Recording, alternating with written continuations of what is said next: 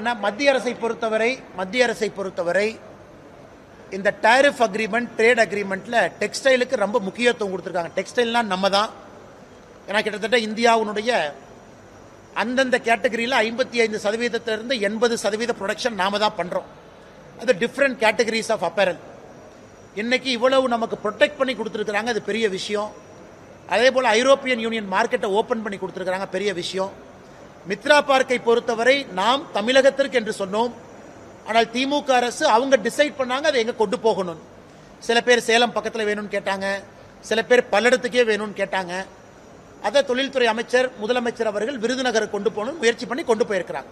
ஆனால் மத்திய அரசை பொறுத்தவரை எப்பொழுதும் ஓரவஞ்சனையாக யாருக்கும் செயல்படல.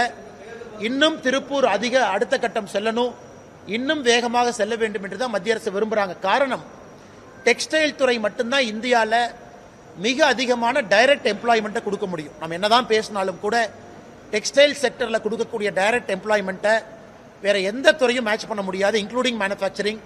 அது டெக்ஸ்டைலை பொறுத்த வரைக்கும் உடனடியாக கொடுக்க முடியும். அதனால தான் டெக்ஸ்டைலுக்கு இந்த சிறப்பு கவனம். வெறும் 5% தான் ஐரோப்பிய யூனியன் மார்க்கெட்.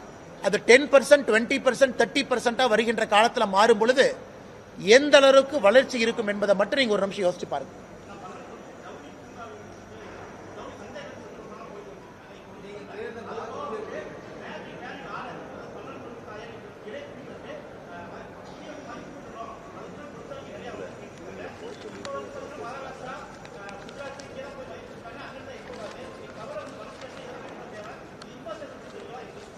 அண்ணா, இன்னைக்கு இந்த அமெரிக்காவோட இந்த 18% டாரிஃப் டீல் சொன்னதுல சில்க்கு வந்து 0%.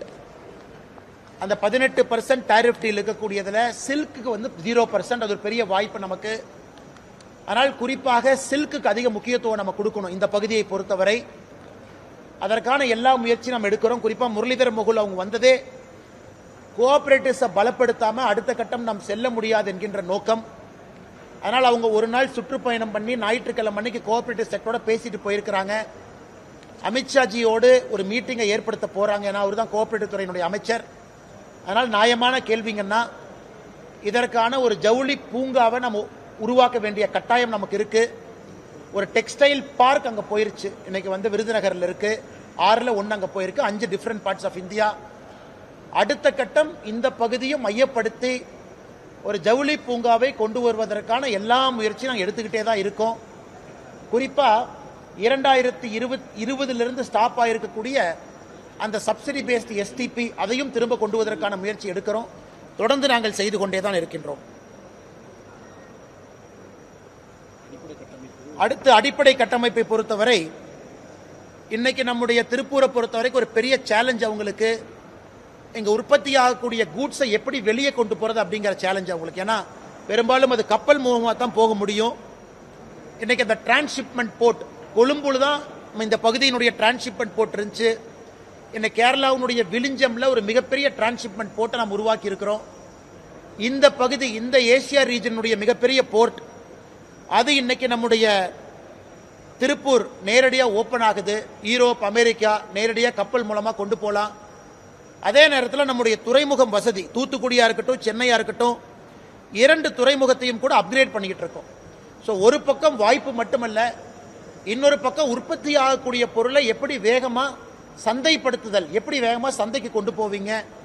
அந்த Vizhinjam port Kerala opening, upgradation of Thoothukudi, Chennai, அதுவும் கூட பெரிய அளவில் அவர்களுக்கு உதவி செய்யும் என்கின்ற முழு நம்பிக்கை எங்களுக்கு இருக்கணும்.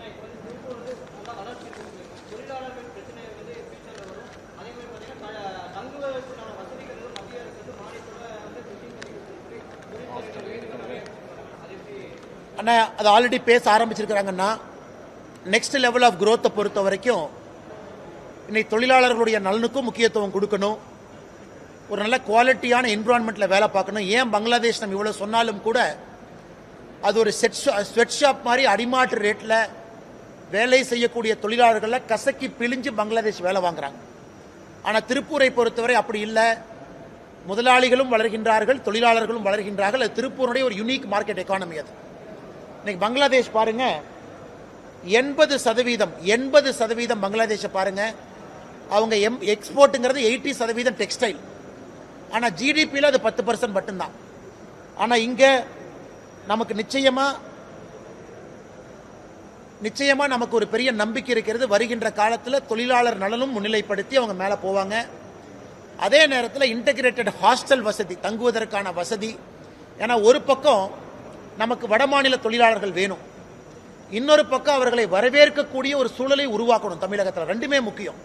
நமக்கு வடமாநில தொழிலாளரே வேண்டாம் அப்படின்னு அரசியல் கட்சிகள் பேசுவதை தவிர்த்து இன்னைக்கு அடுத்த 3 வருஷத்தில் நாம் இன்னைக்கு 5 லட்சம் பேர் எக்ஸ்ட்ரா வேலை வாய்ப்பை உருவாக்குவோம் சொல்ற 10 லட்சத்திலிருந்து 15 லட்சமா மாறும் பொழுது அதில் வடமாநில தொழிலாளர்கள் நிறைய வருவதற்கான வாய்ப்பு இருக்கு.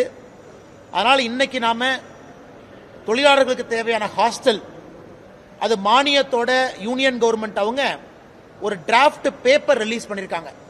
அதாவது ஒரு தொழிலாளர்கள் தங்குவதற்கான ஹாஸ்டல் வசதி, அதற்கு மத்திய அரசினுடைய சப்சிடி, அதுக்கான டிராஃப்ட் பேப்பரை மத்திய அரசு ரிலீஸ் பண்ணியிருக்கிறாங்க. அதுவும் கூட நண்பர் கேட்ட கேள்வி இன்னைக்கு ப்ராசஸ்ல இருக்கு. நிறைய ஆட்டோமேட்டட் மிஷின்ஸ்க்கு மானியம் கொடுக்குறாங்க. புதிய டெக்ஸ்டைல் ரக மிஷினுக்கு மானியம் கொடுக்குறாங்க. அதுவும் கூட ஒரு நல்ல விஷயம். உங்கள்கிட்ட பேசிக் கொண்டிருக்கும் பொழுதே நம்முடைய பியூஷ் கோயல்ஜி அவர் அலுவலகத்திலிருந்து ஒரு மெசேஜ் அனுப்பிச்சிருக்கிறாங்க.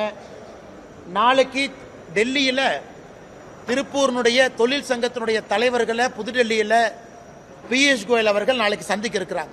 நாளைக்கு டெல்லியில் இந்த மீட்டிங் நடக்குது. இந்த ட்ரேடு டீலை பற்றி ஃபீட்பேக் அவங்க என்ன நினைக்கிறாங்க, இன்னும் இம்ப்ரூவ் பண்ணுறதுக்கு ஸ்கோப் இருக்கா அப்படின்னு நாங்கள் ஆரம்பத்தில் சொன்னோம், முயற்சி எடுக்கிறோம்னு. இப்போவே பியூஷ் கோயல் அவர்கள் நாளைக்கு டெல்லியில் சந்திக்க இருக்கிறாங்க. அதுவும் வரவேற்கக்கூடிய ஒரு விஷயம். அது மட்டும் இல்லை, இன்னைக்கு இந்த யூனியன் பட்ஜெட் இந்த ஆண்டு 2026-27க்கான யூனியன் பட்ஜெட்டில் 5 யூனிவர்சிட்டி ஸ்கில்லிங் யூனிவர்சிட்டி அனௌன்ஸ் பண்ணியிருக்கிறாங்க. அதில் நிச்சயமாக 1 தமிழகத்திற்கு வரணும்னு நாங்கள் முயற்சி பண்ணுவோம்.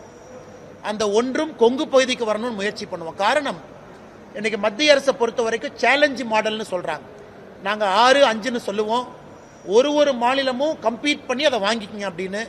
அதனால தமிழ்நாடு அரசு அது உடனடியாக மத்திய அரசோடு பேசி அந்த 5 ஸ்கில் யூனிவர்சிட்டியில் 1 தமிழ்நாட்டுக்கு, அந்த 1ம் கொங்கு பகுதி கொண்டு வரணும். காரணம், இங்கே வேலை வாய்ப்பு அதிகம், நிறைய பேர்த்து நம்ம ஸ்கில்லிங் இன்னும் அதிகப்படுத்தணும். அதுவும் ஒரு நல்ல விஷயமாக நாங்கள் பார்க்கின்றோம்.